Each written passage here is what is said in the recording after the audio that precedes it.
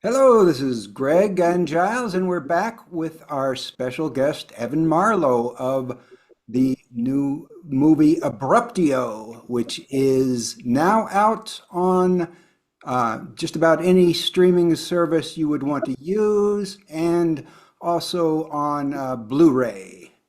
And Giles will probably end up asking most of the questions. I will usually start out with a question, and it's so let's get through the questions you've probably been asked a million times before. And the most obvious one, I'll try to phrase it a little differently. What do you think this film would have looked like if it had been made with live actors instead of puppets? Um, I'm not sure anyone would have seen it or talked about it. Is there's really nothing extraordinary about the script itself. I mean, there some interesting ideas, but I think the puppets elevate that theme that's inside the script. So I don't know, it would just be another movie, I think. I was wondering, most some of the scenes would have been hard to stage, I think, without with real um, Yeah. actors. It might Well, have. that's the thing. The thing is, you can do anything to the human body with CGI and foam rubber. So really, nothing shocking, and you probably could carry a lot of this off with humans. Um, but I mean, the question is, why would you do it? That's, that's turning the question sort of on its head, which is, I guess, what we wanted to do. I guess there is one more question. Let me ask before I turn it over to Giles, so I don't forget, because I'm curious. Is the title Abruptio?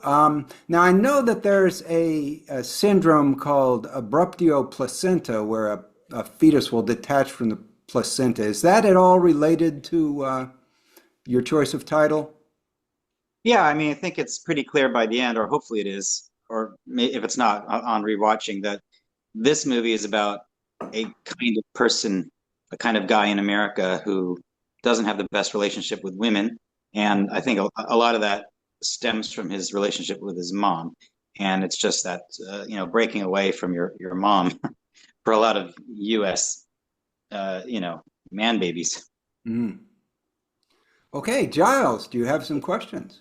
Yes, sure. Thank you first, thank you very kindly for chatting with us. I had the pleasure of, yeah, I'll say pleasure. I had the pleasure of catching Abruptio just a few months ago when it came into our crosshairs, and always had a number of aspects that we keep an eye out for. And I'm going to advise now there's a chance this conversation may slip into spoiler territory because the what I considered the main theme and message of this movie is only revealed in the final minute or so. Yeah, That I would assume that everybody who's listening to this has watched the movie, and if not, I would encourage them to do that first. It's hard to talk about it without spoiling it. Yeah.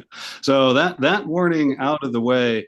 This is a movie about alcoholism, among other things. That issue you mentioned, of course, now with not growing up and remaining a puppet. I'm sort of curious, seeing as you also wrote the screenplay for this.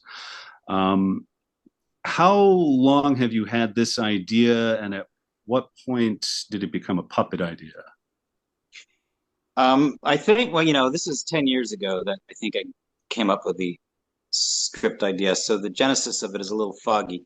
My wife, is the producer, has a better idea. She's much younger and a better memory. But she says I woke up from a dream with this idea that everybody's going to be puppets. And I was very clear that these were going to look like humans, but they were actually just hand puppets. So I guess that's what sparked it, according to my wife. And then I had to create a script that kind of, exploited that idea. Okay, yeah, and it certainly exploits it well. I noticed a number of, let's see, influences that may have been acting upon you there. The various challenges faced by our quiet protagonist, Les Hackles, for instance. There were vibes of kind of Saw motivation, like various traps and violence kind of things. I don't want to, say that was necessarily what inspired you there, but more so ask what it was that, brought to mind this increasing sequence of player challenges, I guess.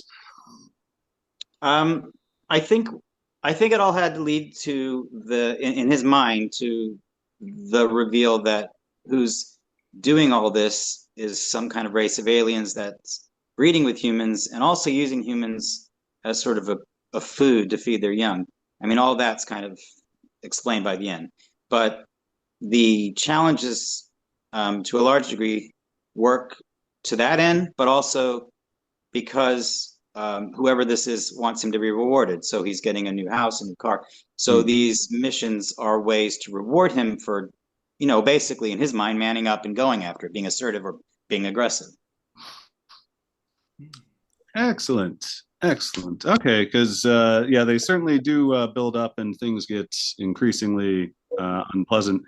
I guess speaking of the aliens, I've seen a lot of odd movies in my day, a lot of movies with nasty, grisly imagery and a lot of weird things. If you might talk about the inspiration for those horrible, horrible babies. Um, I don't know. I think I just worked it out with whoever the fabricator was at the time. It might have been Jeff or Jeff Farley or someone else. We just threw around some ideas. I just think we said, just really razor sharp teeth. I had an idea for the adult, which is also in there, and that image is also reflected in the poster that he's staring at the end of the movie. So that's where the genesis of the alien comes from in his mind. He's created the fantasy around what he's staring at in this room. So I kind of wanted some of the adult worked into the alien, and I wanted it, I guess, a little bit human because it's a crossbreed. So it was Hmm. just kind of a mix. It's just we threw ideas back and forth. Okay, well, it's always good to see cooperation between creative types bear such novel fruit there. Um, now, I see behind you in your wonderfully creepy, otherwise empty interview space, there's not the main character, but probably the most important character other than the main character. He's the police chief, I believe. Uh, Now, he plays an interesting role within this movie, and it was him that reminded me of the progression in the 1991 film Jacob's Ladder. There's he's trying to facilitate these realizations despite Les's mental immobility, only working on, being prompted by external events and such. Um, is that a fair connection to make there, do you think? Well, if I saw the movie, it was probably 91 when it was released, and I don't think I've seen Okay. it.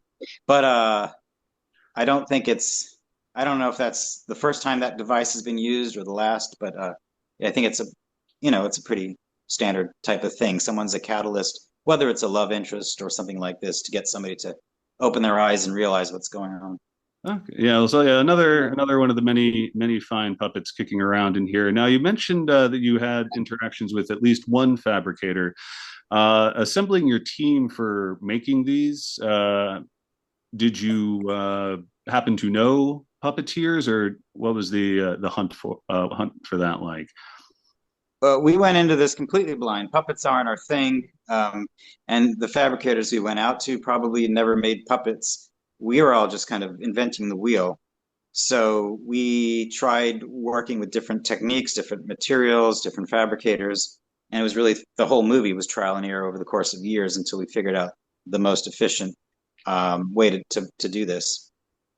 I'm wondering, let's take a look at just some of the designs. So there's they're very different, but all kind of the same. Did you have to make multiples of each suit, or is there just one suit for each character? There's typically one head for each character, with the exception of Les. We had a sort of a stunt head, so if he's getting knocked around or something, he was kind of, not as detailed. But for close-ups and stuff like that, we'd have the main head. We also, as we worked on, we found there was too much wrinkling with certain techniques of fabrication, so we created a new les head that had less wrinkling and you could articulate it easier. So, but typically speaking, we had one head for each character. And at times you would, so when you're doing a close-up, was there always a human in it, or did you have certain scenes where there's no human in it? Almost, I can't think of an exception. There's always a puppeteer with their hand inside the head. Hmm. The exception, well, no, I will say there's a shot where somebody's head blows up, or a neck. That would have been hard to do, or a head comes off the body. In those cases, like for example, for the dad, we had a duplicate head with its head missing, and chunks that could be pulled up with fishing wire. So I would have him go through the line, cut the camera, replace the head with this, stunt head or whatever you want to call it, with pumps of blood inside of it, and then start the camera back up again, and then splice the two together. So, yeah, there's some shots that just wouldn't have worked if we had a hand inside of it. And in some scenes, it's where there's a close-up, there's a hand inside of it, but there's some long shots where it's obviously a human. Oh, There's, I guess, maybe a dozen or 2 dozen shots, but it wouldn't have worked we couldn't have figured out a way to do it. Yeah, so we had a duplicate mask made, and usually my wife was in those. oh, really? Yeah, strapped herself down and did her best to pretend she was one of these characters. It was a skeleton crew.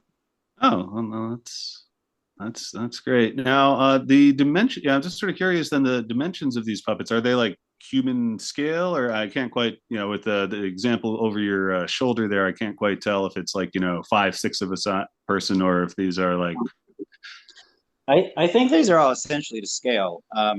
That was the goal of it. I mean, it might be a little bit off here and there, but basically they're all to scale because we were going to shoot with real wardrobe and real sets, and I didn't want it to look out of balance. So everything was pretty much, that was the goal, get everything to scale. Okay, excellent. Well, I guess going more broadly on the production, I did a little bit of reading on this, and you mentioned briefly just now. Saying a decade ago when you first got the idea for this. So this was long form movie production. Would you be willing to talk a little bit about how how that went, the maybe various breaks you might have had that spurred things forward? Because I know you got some bigger names on this now. Yeah. What you've described as the DIY kind of process. Yeah, well, we had made 2 features, my wife and I, with really cheap equipment with friends, basically, and in our house. So, we gotten that under our belt, got some mistakes made, but I didn't write those; she wrote those. So I decided I would write something, and then, when you're an unknown filmmaker, you kind of want to break out, and I just don't think you're going to do it well by playing it safe. So I guess I thought, what's the least safe way to get out there? Like, have you seen Fitzcarraldo? Like, why sail a boat around a mountain when you could push it up over the mountain and down the other side? I mean, obviously, it's the most logical thing to do.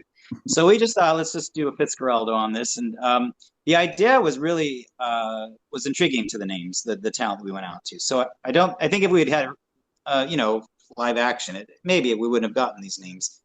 It's an all right, script and idea, but the fact that it's puppets was too much of an experiment for some of these people to pass up, including James Marsters, who was really repulsed by the script, and Robert Englund, who just thought it was a really intriguing idea. So I think that part of it was easy. And it's also easy when you've got the voices in your pocket to then take a year or 2 off, fabricate puppets, come back, do their scenes, at another date. It just lets you, relax and take your time with it. Who was the first of the bigger names to sign on to the project?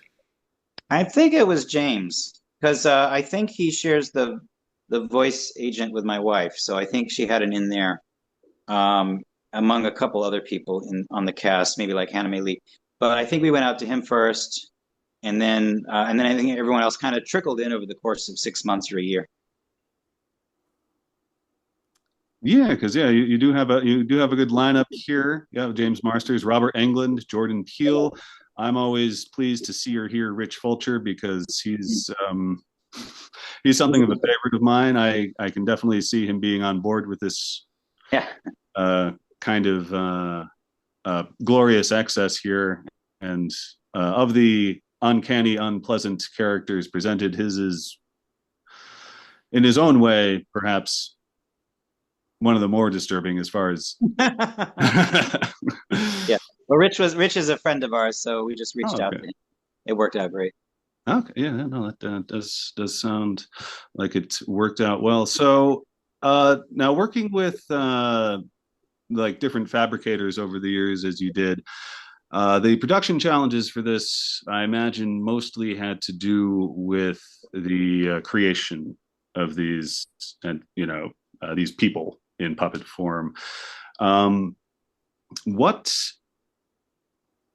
What was perhaps the most interesting challenge you had to overcome, other than not exploding a puppeteer's hand at a pivot save? Well, I think every scene almost presented some sort of impossible challenge, like this puppet drives a car, or this puppet smokes. And we didn't want static shots. We wanted the camera to move a bit and to the puppets to move a bit.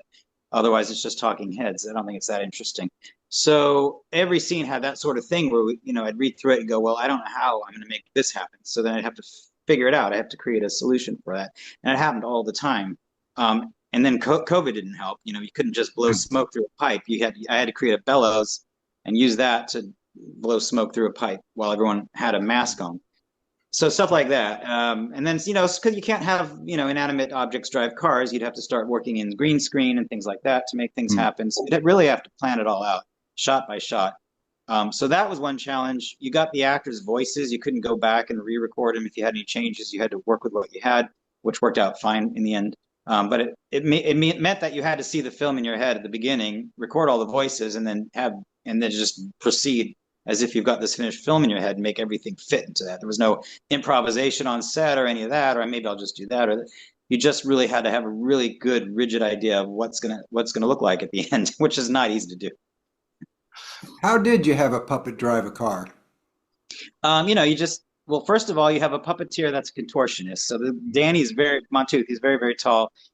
Somehow he collapsed his body into the well of the car and was able to still create these really great performances. And then I just put a green screen behind it, and I would just put the camera on a dolly so it looked like the car was moving, but I'm moving. Or for the driving shots, sometimes they're wearing a mask. Oh, that's delightful. Well, speaking of, you mentioned forming the movie from the beginning. I would like to go back. The story of Les has a very personal feel to it, in as much that the topic you're ultimately approaching, alcoholism, is that, and forgive me if I had better not be asking this, is that something you're personally familiar with, or is it maybe someone you know? Because as a recovering alcoholic myself, I was sort of gratified to say, oh, this is an interesting representation of that. Yes, it is part of my, not my personal history, but someone I knew, but also the whole idea of accountability, alcoholism among other things. For your life is something that I went through in my late 40s. Was it late? Yeah, late 30s, early 40s. Just the whole idea of being not quite this extreme, but this sort of person just sitting at home playing video games, and just having a lot of static in the attic, and needing to do something about that, taking responsibility for their life, and realizing that the problems are your problems, they're not due to other people, and you're not the victim of other people. So I think that, and the solution to that sometimes is healthy and sometimes is not healthy. So I think in these cases, people need to kind of first assess what's going on and try to overcome the unhealthy responses to all that, clear out the static, and then create healthy solutions to it. Yeah, I think that was captured rather nicely with one of the it might have been the closing scene with the police officer character, when Les is finally confessing to having done nothing. That's right. You've done nothing. Yeah, this is really really nailing it on the head there of those issues you were just bringing up. I guess in a more lighthearted vein, there are various massacres of the puppet characters, be they the potential perpetrators of violence given a charge or what have you. In particular, I remember the germaphobe guy uh, who was briefly co-conspirator with Les, and I guess I wonder now if that was perhaps inspired a little bit by COVID, considering the your production schedule there. What was like? Yeah, can you tell us about like a fun moment you had? Obviously, you had all these challenges, but what was like one that stands out as a very fun, horrible thing to have done with these puppet characters? Yeah, I mean, fun to be an observer was when Danny was doing one of his performances. He had to wear like a white hazmat suit and protection and all that because we were spraying the hell out of him with blood, and him and the puppet. And we didn't want him to get bloody, so that was fun. I think he enjoyed getting all dressed up. Aside from that, we shot at an abandoned amusement park, and that was a huge experiment because it would be extremely hot one day and then flash flooding the next, and there were squatters and bugs and rats there. It was just a wild. So yeah, and but you know how it is with these low budget films. You've got like 3 days to shoot a week's worth of stuff, so you just got to keep going, and budget your time wisely, and just keep going. If whatever's happening, come up with a solution to it. So that was kind of a fun challenge. It was hard, but with those things, it's always nice to come out the other end and be alive and have something good to show for it. So I think that was rewarding too. Yeah, I guess I'm curious then, is there any like behind the scenes footage caught by anybody for this? Because I certainly with this medium you've chosen and these anecdotes you've shared with us so far, it could be amusing for those out there who like to be behind the I think we do have. I think we do have a bunch. The thing is, I think every day on set was sort of panic mode. So we never really had. We didn't have a photographer, videographer, kind of like recording things. It was just if Carrie had any free time, she was ordering lunch for the day. She was, she was cleaning up, and she wasn't like she tried her best to get some video of this stuff. But all of us were just frantically doing the job of 3 other people. So I think we do have a collection of little video clips here and there, and I think I've pulled them all together. But we might release them someday. I'll talk to my distributor. Okay, that'll be gratifying because I know, plenty of. I personally prefer to really just watch a movie and have it stand on its own. I don't go much for directors' commentaries. Although I do find myself interviewing filmmakers, so I guess I get my taste of that there. But I know that there are plenty out there who really like to see how, especially the strange things that can be found in Abruptio, are going to be. Yeah, I think besides just knowing how the sausage is made. As a filmmaker, most of the information that I've gathered hasn't been from film school, but it's been watching movies and listening to the commentaries, like having a DVD, listen to commentary, because then I can actually get in the film. I like the movie. I wonder how he did it, or what he was thinking, or she.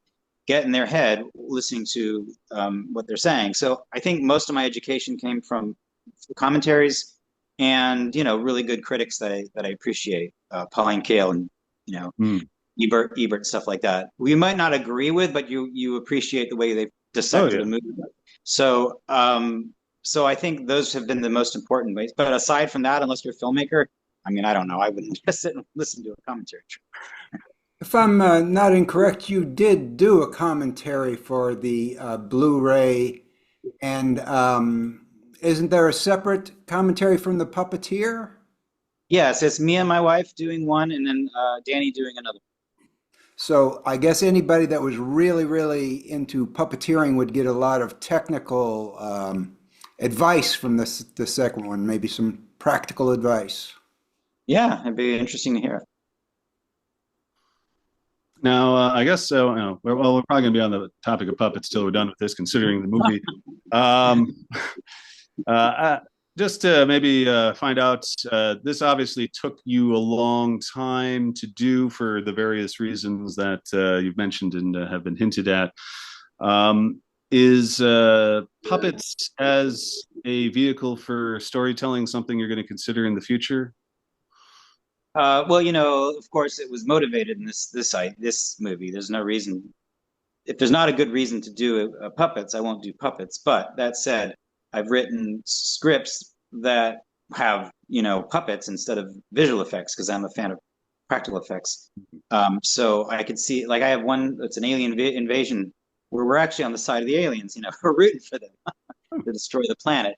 Those would be practical, gigantic puppets on cranes and stuff like that. So that would be an interesting concept. But aside from that, just as regular people, I don't know. I don't know if there's ever going to be another puppet, regular puppet movie. And I see you've got our friend, the police chief, behind you. Did various other cast and crew get to have take home their, puppets that might have been important to them? Like is Les Hackles hanging out with James Marsters right now? No, they're all sitting in storage, having a nice time together, reminiscing. But we got to keep them all. Because I guess it's not impossible to have an Abruptio sequel when we see Les getting his life together after, I'm going to say, some jail time. Or maybe we'll have a spin-off with one of the other characters. Oh, yeah, I'd love to see more of the police chief. Yeah, maybe him and Dummkopf will have like a sitcom or something. And Dennis. Oh, that's right. Oh God, I forgot about it was saw this a few months. Like Barney? Was it Barney? Oh yeah, yeah. And now that you mention him in context of the police chief, his earnestness has come flooding right back to. There's sort of a minor thing that piqued my curiosity, which is there is some actual traditional animation in this. When the characters watch TV, sometimes it's animated, and it's not clear whether they're watching an animated show or whether this is supposed to be reality and it's appearing as animated on screen. At one point, it looks like he's watching some sort of violent cartoon, and then there's an assassination, which is also depicted in cartoon. Was that meant to be ambiguous, or do we see in this world, or does TV show up as cartoon? Yeah, I think there's a couple rules in this world. One's that the animals aren't puppets. We have dogs and things like that. It's just humans. And the other is that when we're watching a puppet, so the puppets can't be watching puppets. There'd have to be another thing that's not puppets, and that's going to be 2D animation. So that's kind of like the other rule in this world. So I guess this is there's a lot going on in this movie, and it's not the longest movie. I think it's only about an hour and a half, I think, but there's a real depth of history. Did that all get banged out before shooting, say, or were there sort of as you mentioned, panic mode and on the fly as a sort of modus operandi there? I don't want to use the phrase making it up as you went along, but sort of adapted to insights someone might have had or ideas that hadn't been looked at yet. So just sort of curious how concrete Les's world was before it became the reality we see it. I think it's just me and my wife throwing ideas back and forth. And I think, the idea is his room is this little prison. And so, of course, we wanted the wallpaper to be literal prison bars. And I did want to just kind of frame it, off kilter to begin with. I actually wanted to do just close-ups with no wides to begin with until he almost hits the girl, and then just suddenly go into wide shots, just to get a broader perspective, sort of like we step into color in Wizard of Oz, that sort of thing. Yeah. I don't think I ever carried that motif through, but a lot of that was thought through in advance. All the posters, just to build his sense of like, this is a guy that really loves sci-fi and horror, and we'll see representation of actual prior sci-fi and horror movies from the 70s and early 80s throughout the movie. So,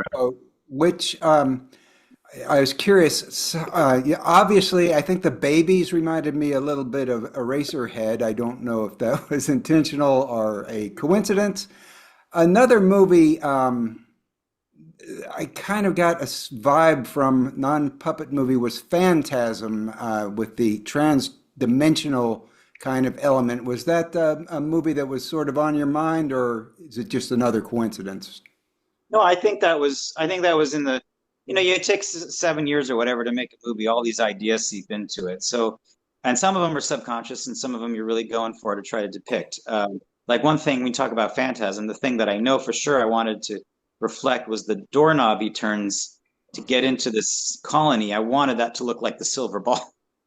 So you wouldn't have known that looking at that, but sort of stuff like that sort of seeped into it. The wardrobe, certain shots, like the home invasion shot that opens that scene, that the sequence is a reflection of Clockwork Orange, where we have a guy on a typewriter and we dolly away, which is another home invasion show. So there's all sorts of these little callbacks and references and Easter eggs going on, which I hopefully are intentional. This, so my thing that I didn't want to do is bring in a bunch of gimmicks, whether it was puppetry or hey, look at this movie, it looks just like The Shining. It's like if there's no reason to do that other than an homage, an empty homage, I just didn't feel like that had any soul to it. So when I did this stuff, there was a real reason for it. It wasn't just that I appreciate that. It's just that this is a man that's kind of always living his life through the past, and he's unable to move into the present and take accountability and then proceed forward.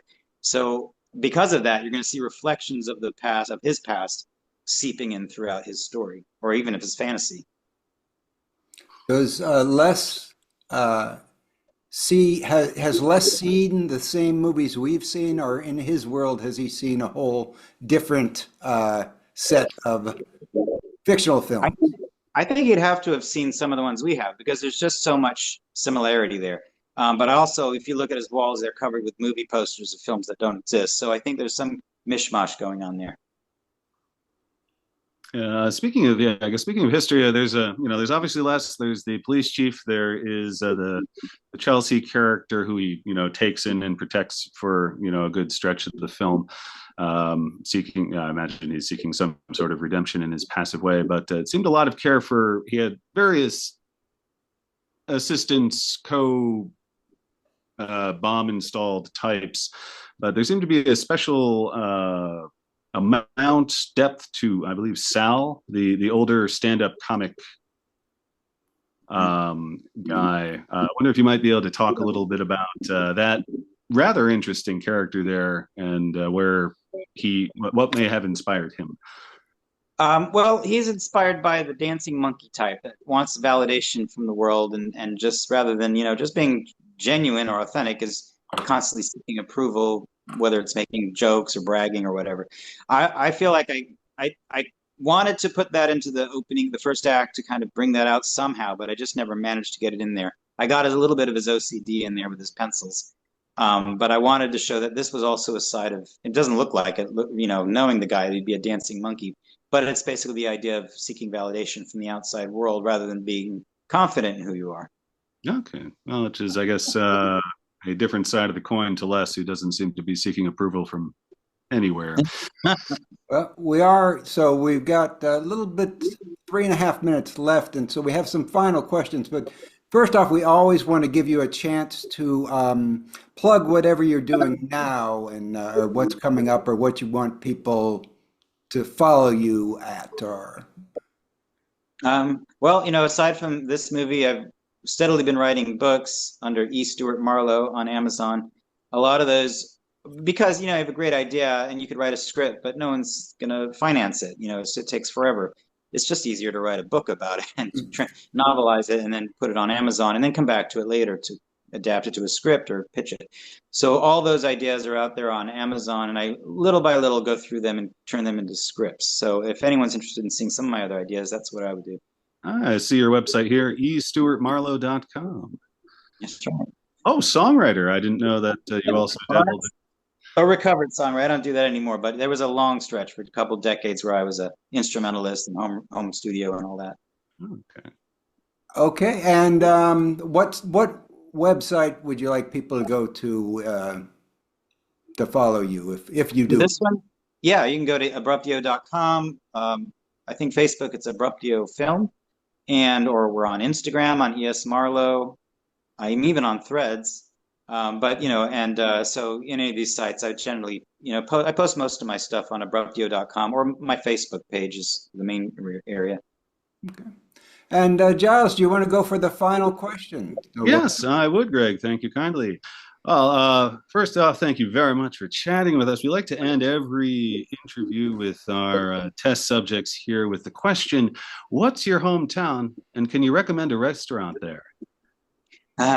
Well, I moved around quite a bit, but eventually I settled into Calabasas, California when I was young.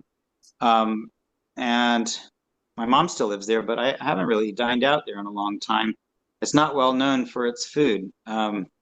So I couldn't really make any recommendations. Maybe Corner Bakery.